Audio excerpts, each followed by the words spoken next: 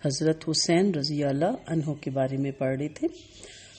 حسین رضی اللہ عنہ فرماتے ہیں، ایک دن میں سیدنا عمر رضی اللہ عنہ کے پاس گیا۔ آپ معاویہ رضی اللہ عنہ کے ساتھ تنہائی میں باتیں کر رہے تھے اور آپ کے بیٹے عبداللہ بن عمر رضی اللہ عنہما دروازے پر تھے۔ مجھے دیکھ کر وہ فوراً واپس ہو گئے، میں بھی ان کے ساتھ واپس آ گیا۔ بعد میں سیدنا عمر رضی اللہ عنہ مجھے ملے اور کہا، میں نے آپ کو دیکھا ہی نہیں، کہاں رہی؟ میں نے کہا، امیر المومنین، میں آپ کے پاس آیا تھا۔ آپ معاویہ رضی اللہ عنہ کے ساتھ تنہائی میں بیٹھے تھے اور عبداللہ دروازے پر تھے، وہ واپس ہوئے تو میں بھی واپس آ گیا۔ عمر رضی اللہ عنہ نے فرمایا، آپ عبداللہ سے زیادہ اجازت کا حق رکھتی ہیں۔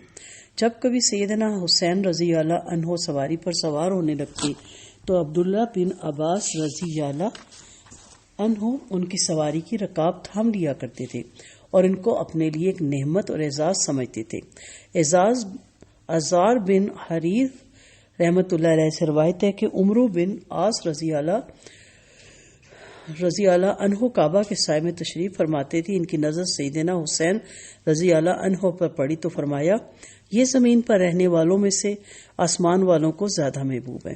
جب کبھی حسین رضی اللہ عنہ خانہ کعبہ کا طواف کرتے تو لوگ سلام کے لیے ان کی طرف ٹوٹ پڑتے، ایک ہجوم اکٹھا ہو جاتا۔ صحابہ کرام رضی اللہ عنہ کی یہ محبت ان کی بچپن سے لے کر بڑی عمر تک یکساں انداز میں تھی۔ اسی کی وجہ تھی کہ لوگ ان میں آپ صلی اللہ علیہ وسلم کی صفات دیکھتے تھے، یہ اس کی وجہ تھی۔ سیدنا حسین رضی اللہ عنہ کی ذاتی زندگی عبادت، پختہ ایمان اور تقوی کا بہترین نمونہ تھی۔ وہ بہت زیادہ روزے رکھتے، حج ادا کرتے۔ آپ کی دعاؤں اور عبادت کے دوران عجز و نیاز سے آپ کا تقوی بہت نمایاں ہو کر سامنے آتا تھا۔ آپ اسی طرح اللہ تعالیٰ سے مناجات کرتے، اے اللہ، تو ہی ہر مصیبت میں مجھے ثابت قدم رکھنے والا ہے، میں تیری رحمت کا امیدوار ہوں، ہر تکلیف کو دور کرنے والا ہے، ہر نعمت عطا کرنے والا تو ہی ہے، جس کو تو تکلیف دے اس پر احسان کرنے والا بھی تو ہی ہے۔ اے میرے معبود، تو نے مجھے نعمتیں عطا کی، مجھے شکر کرنے والا نہیں پایا، مجھے آزمایا، مجھے صبر کرنے والا نہیں پایا۔ تو نے میری ناشکری کی وجہ سے مجھ سے نعمتیں نہیں چھینی اور نہ ہی میری بے صبری کی وجہ سے میری تکلیف ہمیشہ رہنے دی۔ آپ کی دعائیں اس بات کا مظہر ہے کہ آپ کی نظر میں بزرگ اور برتر ذات صرف اللہ ہی ہے، وہی نفع نقصان دینے والی، زندگی اور موت اس کے ہاتھ میں ہے۔ اس واضح حقیقت کو پانے والوں کی نمازیں، تسبیحات، غرض تمام عبادات خلوص نیت اور خشوع اور خضوع سے بھرپور کیوں نہ ہوں گی۔ سیدنا حسین رضی اللہ عنہ بہت زیادہ سخی تھے، جو بھی ان سے سوال کرتا اس کو اتنا دیتے کہ اس کی فقیری ختم ہو جاتی، تنگ دستی مٹ جاتی۔ ایک دفعہ ایک سائل مدینے کی گلیوں میں گھومتا پھرتا سیدنا حسین رضی اللہ عنہ کے دروازے پر آن پہنچا۔ اس نے دروازے پہ دستک دی اور اشعار پڑھے جن کا مفہوم یہ تھا، جس نے تیرے دروازے کی کنڈی کو حرکت دی آج نا امید نہیں جائے گا، تو سخی ہے، تو سخاوت کی کان ہے، تیرے باپ نے فاسقوں کو قتل کیا۔ سیدنا حسین رضی اللہ عنہ اس وقت نماز پڑھ رہے تھے۔ سوالی کا سوال اور شعر کانوں میں پڑے تو اپنی نماز مختصر کر دی، اٹھ کر سوالی کے پاس گئے، اس کے مخلوق حالی دیکھی، چہرے پر فاقے کے آثار نمایاں تھے۔ پلٹ کر گھر آ گئے، اپنے غلام کو بلایا اور اس سے پوچھا، خرچ کی رقم میں سے تمہارے پاس کیا بچا ہے؟ اس نے کہا 200 دھرم جو آپ نے اپنے گھر والوں پر خرچ کرنے کے لیے کہے ہیں۔ آپ نے فرمایا انہیں لے آؤ۔ جو آ گیا وہ ان کا زیادہ حقدار ہے۔ غلام دھرم لے کر آیا تو آپ نے دھرم اس سوالی کے حوالے کر دیے۔ درہم سیدنا حسین رضی اللہ عنہ کا معمول تھا کہ کسی سوالی کو خالی نہیں لوٹاتے تھے، حتیٰ کہ شوہرا کو بھی عطا کر دیتے تھے۔ آپ کے بڑے بھائی سیدنا حسن رضی اللہ عنہ نے شوہرا کو مال دینے پر ڈانٹا تو آپ نے جواب دیا، بہتر مال وہ ہے جس سے عزت بچ جائے۔ بہادری، شجاعت اور ثابت قدمی سیدنا حسین رضی اللہ عنہ کی شخصیت کے نمایاں اوصاف تھے۔ ایک دفعہ حسن رضی اللہ عنہ نے ان سے کہا، میں چاہتا ہوں کہ تمہاری حوصلہ مندی سے کوئی حصہ بھی مجھے بھی مل جائے۔ حسین رضی اللہ عنہ فرمانے لگے، میں چاہتا ہوں کہ آپ کی قوت گواہی سے مجھے بھی کچھ حصہ مل جائے۔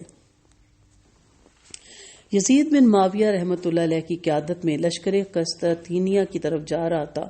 سیدنا حسین رضی اللہ عنہ نے اس لشکر میں مجاہد کے طور پر شامل ہونے کے لیے سیدنا معاویہ رضی اللہ عنہ سے اجازت طلب کی اور ایک عام مجاہد کی طرح اس لشکر میں شامل ہو گئے۔ جہاد کی پکار بلند ہوتے ہی ہر چیز بلا کر لبیک کہتے ہوئے اللہ کی دین کی سربلندی کے لیے اسلامی لشکر میں شامل ہو گئے۔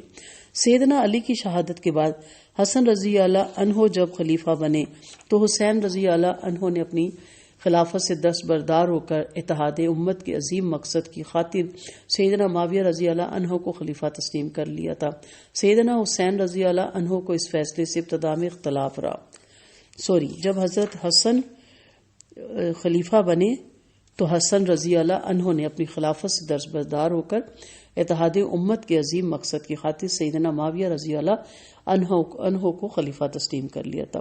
سیدنا حسین رضی اللہ عنہ کو اس فیصلے سے ابتدا میں اختلاف رہا، لیکن پھر انہوں نے تسلیم کر لیا۔ یہ اختلاف یزید بن معاویہ رحمۃ اللہ علیہ کی خلافت پر بھی ہوا، انہوں نے یزید کی بیعت کرنے سے گریز کیا۔ یہ صورتحال دیکھ کر عراق کے شہر کوفہ کی اہم شخصیات نے سیدنا حسین رضی اللہ عنہ کو خطوط لکھے کہ ہم آپ سے بیعت کرنے کو تیار ہیں، آپ ہمارے پاس تشریف لے آئیے۔ جب آپ نے کوفہ کی طرف جانے کا ارادہ کر لیا تو عمرہ نامی ایک خیر خواہ نے آپ کو خط لکھا۔ خط میں اس نے سیدنا حسین رضی اللہ عنہ کو ان کے ارادے اور ان کے انجام کی ہولناکی کا احساس دلایا اور یہ بھی لکھا کہ آپ اپنی قتل گاہ کی طرف جا رہے ہیں۔ اس نے یہ بھی لکھا رسول اللہ صلی اللہ علیہ وسلم نے سیدہ عائشہ رضی اللہ عنہا سے فرمایا، آج میرے گھر میں وہ فرشتہ آیا جو پہلے کبھی نہیں آیا، اور اس نے کہا کہ حسین رضی اللہ عنہ قتل ہوں گے، اگر آپ چاہیں تو میں آپ کو وہ مٹی دکھا دوں۔ آپ نے یہ پڑھ کر کہا پھر لازماً وہی میری قتل گاہ ہوگی۔ جب سیدنا حسین رضی اللہ عنہ نے کوفہ جانے کا ارادہ کیا تو عبداللہ بن زبیر رضی اللہ عنہ نے کہا، آپ کہاں جا رہے ہیں؟ اس قوم کی طرف جس نے آپ کے والد کو قتل کیا، آپ کے بھائی کو طعنوں و تشنی کا نشانہ بنایا۔ سیدنا حسین رضی اللہ عنہ بولے، میرے نزدیک مکہ میں خون خرابہ ہونے سے بہتر ہے کہ میں مکہ سے نکل جاؤں۔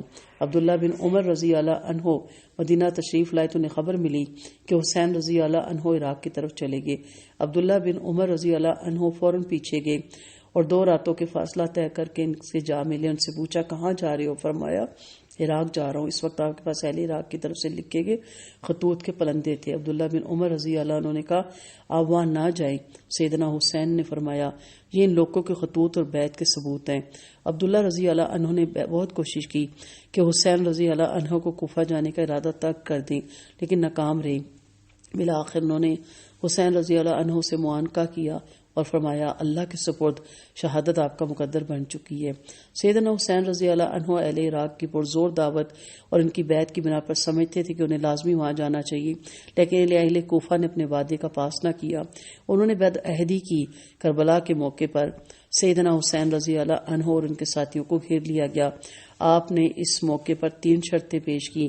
اول یہ کہ مجھے کسی بھی اسلامی سرحد پر جانے دیا جائے تاکہ میں وجاہت کرتا رہوں۔ دوسرا یہ کہ مجھے واپس جانے دیا جائے جہاں سے میں آیا ہوں۔ تیسرا یہ کہ مجھے یزید کے پاس لے چلو، میں اس سے اپنا معاملہ خود طے کر لوں گا۔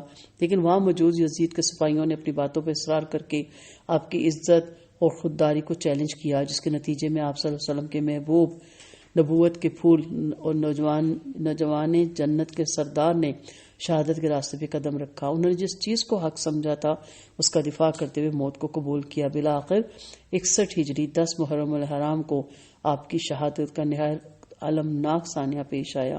امام ابن تیمیہ رحمۃ اللہ علیہ نے فرمایا اللہ تعالیٰ نے یوم عاشورہ کے دن سیدنا حسین رضی اللہ عنہ کو شہادت کا عظیم رتبہ عطا کیا۔